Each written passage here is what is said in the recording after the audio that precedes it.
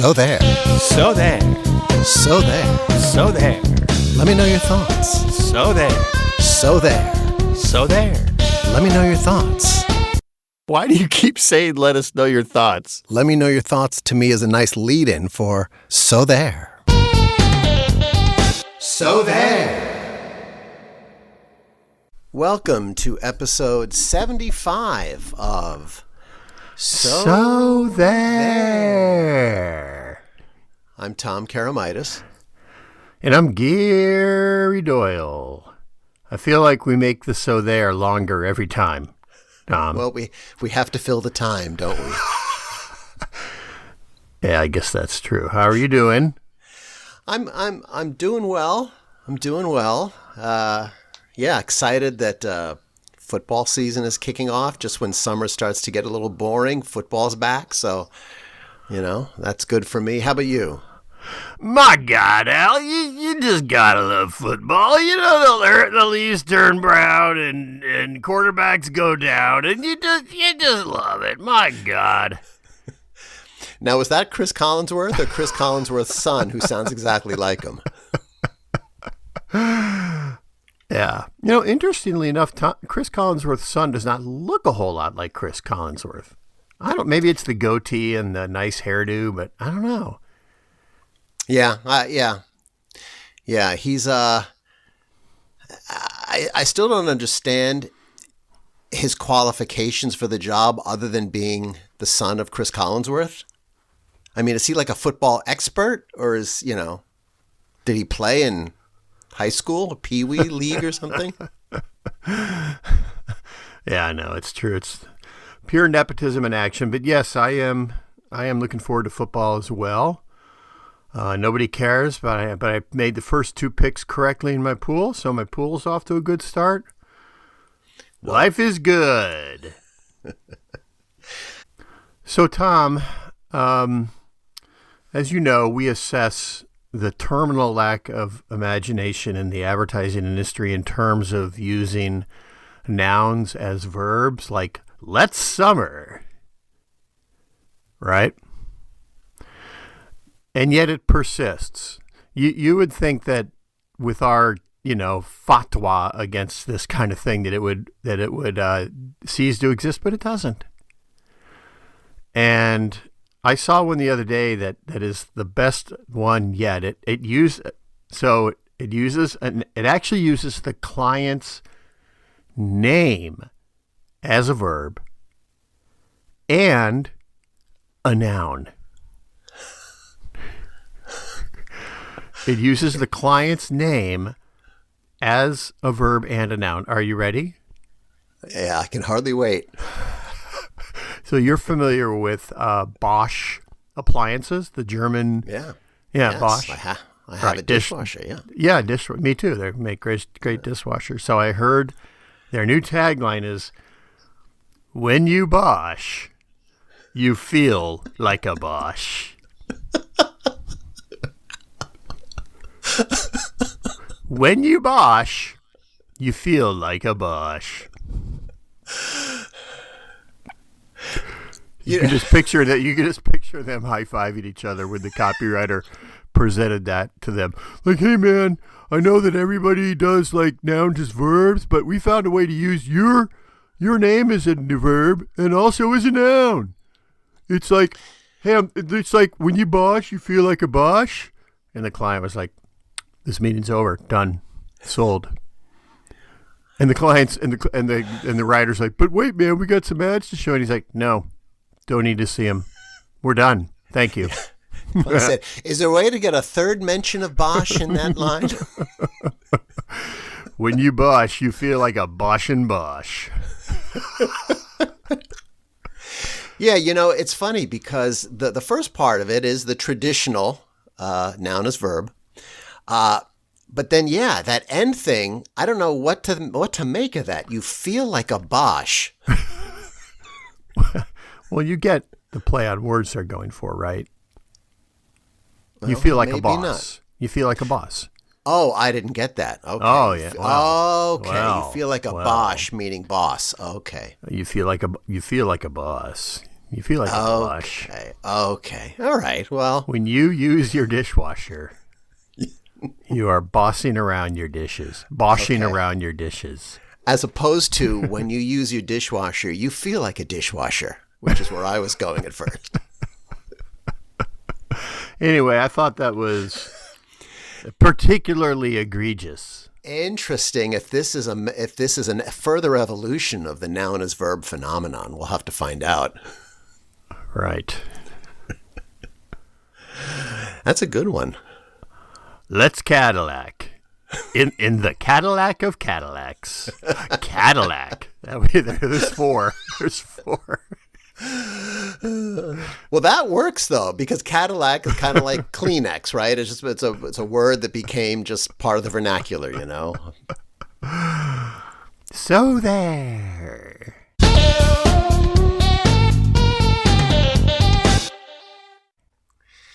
Well, Gary, I thought of you recently because, well, for two reasons. One was we were my wife and I were preparing a little Keurig pick me up in the afternoon, and I know you've always had a long-standing hatred of people who use Keurigs because it fills landfills with those little plastic things. Yeah, it's irresponsible. Yeah, I know. But I thought of that actually at the next time I was in Starbucks, and I went to throw away my cup, and they have two bins. One says landfill, and one says recycle. And I'm holding my Starbucks coffee cup, and I'm saying, why? Gosh, I would assume this is recycle. 90% of the things people walk out of Starbucks with are those cups.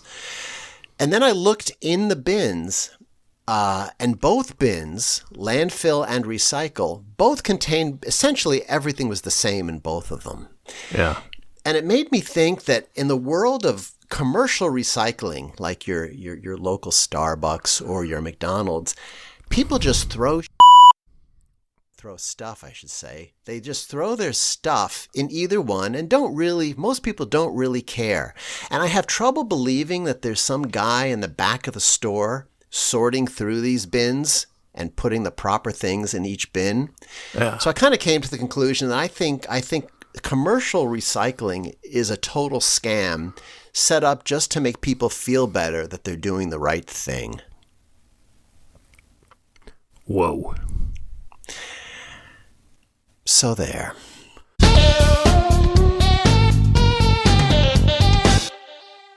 Well, you could be right. It could be a vast gambit by the powers that be to make people feel better about themselves.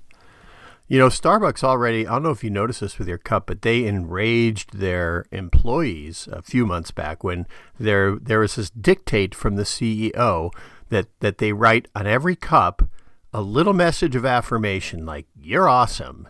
Did you know about this? I didn't know about this. They have to do this. They were told they have to do this, like, have yourself a day, or "You're awesome," or "Go get it, girl," or whatever. But they have to write something. Could you imagine? So you're already working hard. You're writing the name on it, and then you have to write some affirmation that makes the customer feel good. Yeah, I haven't seen that at my local Starbucks, but boy, that sounds to me like it's targeted to the people who are on the precipice of suicide. I hate to say it, but they're just one more piece of bad news away from just ending it all. And we here at Starbucks need to do all we can to just give them a little "we love you." We love you. Spinal Tap reference. We love you. When you Starbucks, you'll be less likely to want to die. Yeah, for those 30 seconds, you're going to feel pretty good about yourself, huh? Maybe the barista's hot for me, huh? Yeah, you look great. That's what it says on your cup. You have delicious calves. Yeah, the recycling thing is. Have you noticed at O'Hare? There's actually in a lot of bins. There's 3 different directives. I think one of them is recycling, one of them is landfill, and one of them is waste. Now, how is waste different from landfill? But you're supposed to figure that out. Oh yeah, This one doesn't go into landfill. It goes into waste. Yeah, and what do you call that? The category of when you put like coffee grounds in there. What is that one called? It's gonna composting or something, right? Yeah. Yeah. Yeah. Yeah. Yeah. But anyway, I I saw a documentary at some point about recycling that basically showed this poor, I don't know where it was, this poor country in Africa where it seems like most of the world's recycling ends up because no one's really figured out how to make money yet with recycling, which is part of the problem with recycling. It's the right thing to do. It's good for the environment, but nobody's been able to come up with a way to make it financially feasible yet. If there's not a profit motive, son, we're not interested. Exactly. So there.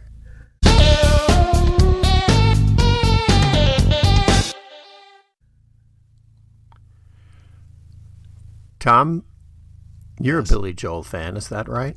Yes, I am. So I trust you watched the Billy Joel doc recently. I forget what it was called, but it was on HBO, and it was like 5 hours, insanely long, two-parter. Did you watch that? Yes, I did. I did. It was pretty good, wasn't it? Personally, I'm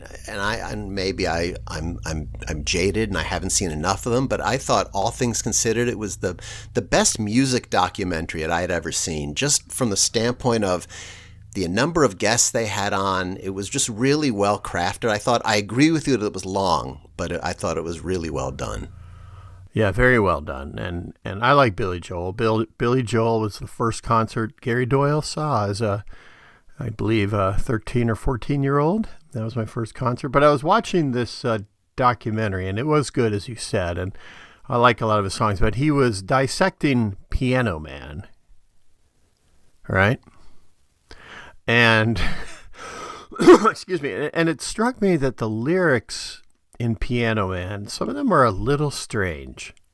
Would you like to hear a couple I find a little strange, Tom? Yes, I would. All right. So I'm sure everyone's familiar with these lyrics, and maybe it's one of those things where you hear it so many times you really don't stop to think that's actually a little odd. All right. So one person he calls Paul, he says Paul is a real estate novelist. Now, what is that? Does Paul write novels about houses? About realtors? Right? He's a real estate novelist. Yeah. I always took that to mean that he's actually a realtor who called himself a novelist, but because he couldn't sell any novels. But you may be right. It doesn't make sense what I just said. So he writes gripping novels about realtors who show you the master bedroom. No wonder Paul goes to the bar every night to listen to Billy Joel. And there's another one I know you're familiar with. There's an old man sitting next to me making love to his tonic and gin. Making love to his tonic and gin. So I have a couple questions. How does one make love to a beverage, to a cocktail? How does one make love? And also, isn't it gin and tonic? Who's ever called it tonic and gin? Well, okay. That's all I have, Tom. All right. Can I answer both of those? Yes, of course. All right. I took the first part of that as not making love in the missionary position traditional sense. Whoa. Our kids might be listening to this. Whoa. But more from the spirit of doing something orally, putting his mouth on the tonic and gin, okay? That was just always my read on that. The second part of it, though. Have you ever heard anyone say, though, I made love to that drink? No, it was so good. I made love to it. Admittedly. The second part of it, though, to me, harkens back to to what I thought was the most profound thing that Billy Joel said in that whole documentary. And you may remember this, but it was the reason he gave that he stopped writing songs. He called it, being a slave to the tyranny of the rhyme. Yeah. He just got tired of, he had stories he wanted to tell, but it was the tyranny of the rhyme that just wore him out after a while, that everything has to rhyme and, is to be a legitimate lyric and stuff. So I wonder if that's why I'm trying to remember what the line was around Tonic and Gin, but I would imagine he did it that way to satisfy the rhyme. But do you remember what the... Yeah, the regular crowd shuffles in. Yeah. Make love to Tonic and Gin, yeah. Well, yeah, and if he'd said gin and tonic, what rhymes with tonic? Colonic? That might have been a little out of place in Piano Man. He just had a colonic, making love to his gin and tonic.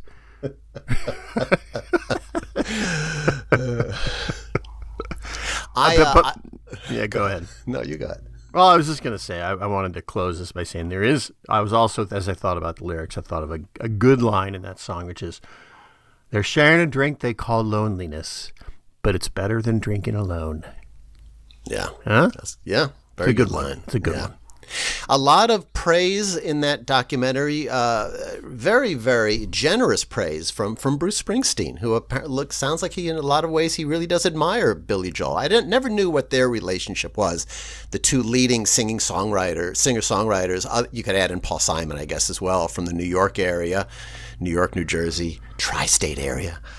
But I thought he was, the things he really admired, the way Billy Joel can craft a melody, It was I thought of the guests, which included Jackson Browne and Sting. I don't remember who else was on there. I thought Bruce Springsteen's comments were the most enlightening. Well, he's very well spoken. I know you find that hard to believe. Tom Karamitis, in case you don't know, hates Bruce Springsteen. Why would you Tom say Karamitis hates. The reason he hates Bruce Springsteen is because Tom Karamitis grew up in New Jersey. Now, this is what's so interesting and what nobody understands about Tom Karamitis. He grew up in New Jersey, hates Bruce Springsteen, grew up in New Jersey, loves Wisconsin sports teams, has never lived in Wisconsin. Nobody understands Tom Karamitis' allegiances. Nobody. I don't think it's those two things have nothing to do with each other, I will say. Although, and I will say, I do not hate Bruce Springsteen. I could rattle off a number of Bruce Springsteen songs that I like, including the one that was in the album you had me review. Was it? I'm paging through my thing here. What do you have, like a notebook of So There? I do. I have a So There notebook because that's God. Look, Larry David does the same thing. I like to consider myself a lot like Larry David. No, Larry David carries a little notebook with him, and when he gets an idea, he writes it down because he knows he's going to forget it. I forget stuff immediately, so I write them down.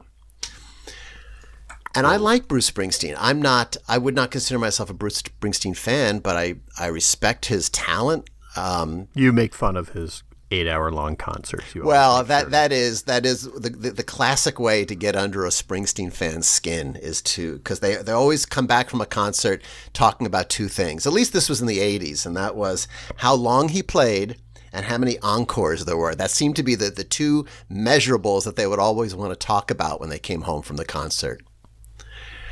Tom Karamitis broods when people talk about these things because Emerson, Lake and Palmer would only play 90 minutes.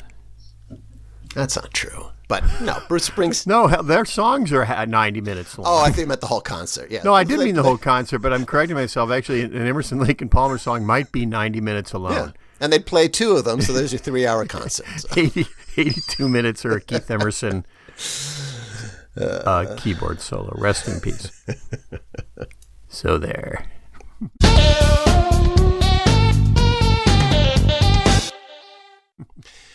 I was excited this week as a. You all right there? Yeah, I don't need the Heimlich. I was excited approaching this weekend and the start of football. Admittedly, for me, pro football more than college football, but I'm excited for both. And I started to watch, in anticipation, I started to watch some of the shows on NFL Network and ESPN just to kind of hear what they were talking about.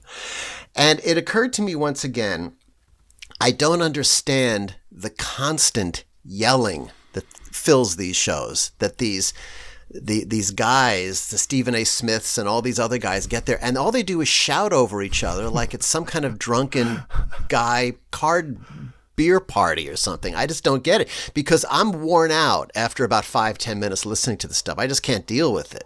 And right. I don't know why they do it. Caleb Williams, you can't treat preseason like it's preseason. It's real. What are you doing, Caleb Williams? Gary Doyle has imitations on demand. I mean, that was a pretty serviceable Stephen A. Smith. Thank you. That was I've never tried Stephen A. Smith. But yeah, everybody does yell. You're right. Yeah. Yeah. Yeah. Yeah. Yeah. Yeah. So I was listening to that stuff, and the other thing that irritates me about these shows, I wish these sports networks, when they obviously want to have a female as part of these shows, but you know what? Come on already. Stop dressing them up like tarts. I just hate to say it, but why does every woman have to be in a short skirt and just put them in normal clothes? It's like, enough of this already. I mean, like, I don't know. It just feels so like, get over it already. This is 25 years ago, stop. Yeah, who is that one? I think she's still on the sidelines. Erin Andrews? Erin Andrews, right? Yeah. Oh, yeah. She's one of them. Yeah. Yeah, but it's not just football. I mean, I see it with golf as well, the sideline reporters. I mean, they can have lots of unattractive men be parts of these broadcasts, but you'd never see an unattractive woman. That's a great point. That's an excellent point. That is so true. My sister mentioned to me the other day, and as you know, my family enjoys my podcast. Yours doesn't care. But my sister wrote me and said the return of the football season reminded her of our observation of how silly men look wearing jerseys with a player's name on the back. Right? Remember that long ago observation? Yeah, I think, yes. I had said that I don't think grown men, especially men in their 50s and 60s, should wear a jersey with the name of a 23-year-old guy on it. It just felt weird to me. Yeah, makes them look slovenly too. But when a woman wears a jersey, it kind of looks not bad. It's okay. Isn't that strange? I don't know. With men, there's a certain level of patheticness with men. Yeah. Yeah, and maybe that's what you just said is exactly what it is. That men kind of take the whole thing a little too seriously. I think a woman at a game wearing a jersey is doing it to kind of, she's trying to fit in. I'm trying to, I'm doing something that's probably really important to my boyfriend or husband, and I'm showing got the team spirit. But well, there's a lot of women are football fans as well. Yep, true. But would you see a group of women go by themselves to a Bears game? Oh, that's true. Bears games are groups of 4 middle-aged men from the suburbs. That's the all Bears chewing crowd. Tobacco. All like drunk from the parking lot before and bitching about their quarterback, and then they go back to Lombard. And they're chewing tobacco and they're spitting their stuff into a cup between their knees.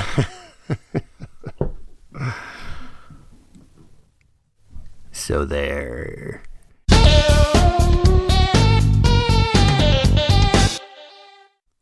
Tom, you're familiar with Facebook Marketplace, is that right? Yes, I am. Yeah, so I'm sure many of our listeners are as well. And, I've bought things on Facebook Marketplace. I've sold things on Facebook Marketplace. But there's something that happens on Facebook Marketplace that enrages Gary Doyle. And that is the vast majority of people who inquire about whatever you have for sale will say, "Is this still for sale?" All right. You can even put in the ad, if it's still if the ad is still up, it's still for sale. That can be the first line of copy in the ad, and you still get 80% of the replies are, "Is this still for sale?" Yes. Yes, I experienced that recently. But let me ask you a question though. In all fairness, If you were about to go spend $50 on somebody's end table, Yeah. would you just drive to their house to pick it up, or would you want to first know it was still for sale before you made the trip? Well, sure. Yeah, I guess. But that's, It is irritating, and I wish there was a way, and I think you're right, because, and I told you an experience, I was selling 2 kind of nondescript IKEA cabinets a couple months ago. Yeah. And something happened in the algorithm I swear to you, this is not an exaggeration. In 3 days, I had 4,000 people click on my thing. That makes and no somebody sense. told me, well, Facebook must have determined that, oh, this is a popular item in this area, so let's put it on more people's feeds. But yeah, I was getting texts every 30 seconds. Is this still for sale? And what time can I be there tomorrow? I still haven't figured out how to handle that last part yet. When people, how do you handle it? Do you say first one to show up at my house gets it? Or do you say you're first on the list? You got to be here at 10 a.m. or whatever. How do you do that? I try to accommodate the first person that expresses interest. And says they want to buy it. if it takes them a week to get out to my house, I'll say, no, I really, I got to move on. But I try and accommodate the first person to do it. But I understand the gambit of just unloading it upon the first person that shows up with the cash. I understand that. I'm going to, perhaps Gary Doyle will, just as a test, I will advertise something that's literally called, is this still for sale? Like it'll be a sign, like a yard sign that says, is this still for sale? And then I'll put in the ad, if the ad is up, it's still for sale. And then people will go, is this for sale? That's great. You should do it as one of those signs that people have in their house. Family, harvest, It goes over the fireplace.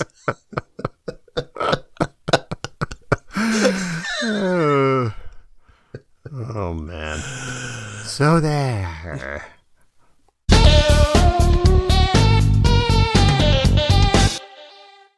I got a quickie for you before we wrap this up. Whoa, I was at. First you said an inappropriate word. Now you're talking about quickies. I'm you said an inappropriate word. You mentioned the missionary position, and now you're talking about quickies. Where you're going to get us a parental guidance sticker. Well, inappropriate content. And guess what? When that happens, our listenership quadruples. America likes that. Just like America likes not recycling. So I was at the health club, and I know we've covered this before. We're talking about the health club irritants. We've talked about if you're in a hurry to get in and out of there, the people you should avoid. Like we've talked about, guys who work out together, which is awful. Yeah, we could do a whole podcast on this. Oh, I know. And then, couples as well. The guy's trying to show off for his girlfriend. But I found another one. I just wanted to mention it as a public service for people who are still going to health clubs. You don't want to get in line on a piece of equipment behind somebody who's got like a duffel bag. What I call them campers. People who lug these like backpacks around. I don't know what's in there. But whatever's in there makes them take an hour on every single piece of equipment. And I'm not going to mention at this point people with their smartphones sitting there on the equipment, looking at their social feed, which just drives me nuts. Yeah. But yeah, beware the camper. All right. Beware that backpack or duffel bag. There's something in there that's slowing them down. They're going to spend the whole damn day at Planet Fitness. Yeah, like every other day. I'm going to park my duffel bag right next to the machine. I'm going to put my towel on it so nobody can use it. And then I'm going to walk around and look at myself in the mirror. Just kind of look at myself in the mirror for about 10 minutes. And then I'll look at my phone. And then Gary Doyle will come and say, would you mind if I use that machine? I'll be done soon, champ. Right. And then they just look at their phone a little bit more. Yeah. Look at their duffel bag. It's like a lion peeing on the tree to mark it as his territory. You're absolutely right. I hadn't thought of that. They're marking it as their turf so they can walk around and, as you said, admire themselves in the mirror. Yeah, walk in circles, and then not let you use the equipment. Even if you say, hey, can I just do a quick set on this? I'll be done in a couple minutes. Yeah, all true. And, I think this supports Gary Doyle's theory. Gary Doyle's always said his whole life that women are just better creatures than men. And that proves it. Do you know any woman who exhibits any of those behaviors in a health club? No. I don't, maybe look yourself in the mirror, but they don't park the duffel bag. They don't park the towel on the thing. They don't do huge grunts when they drop a 200-pound barbell on the floor. They don't do any of that. Absolutely. Loathsome men. Right.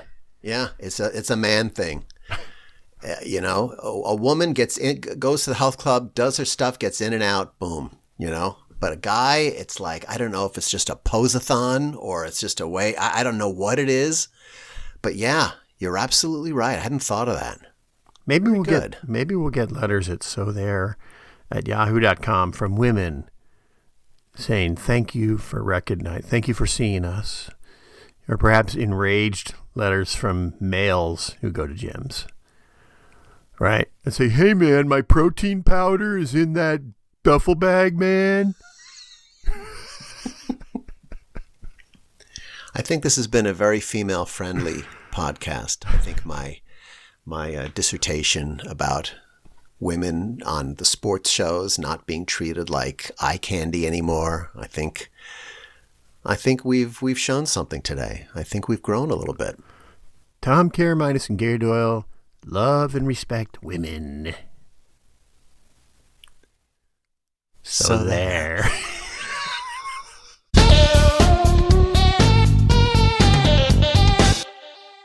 Well, on that note, it's time to wrap things up, Tom. This has been a delight. Hopefully our listeners will agree. So on behalf of Tom Karamitis, this is Gary Doyle saying, so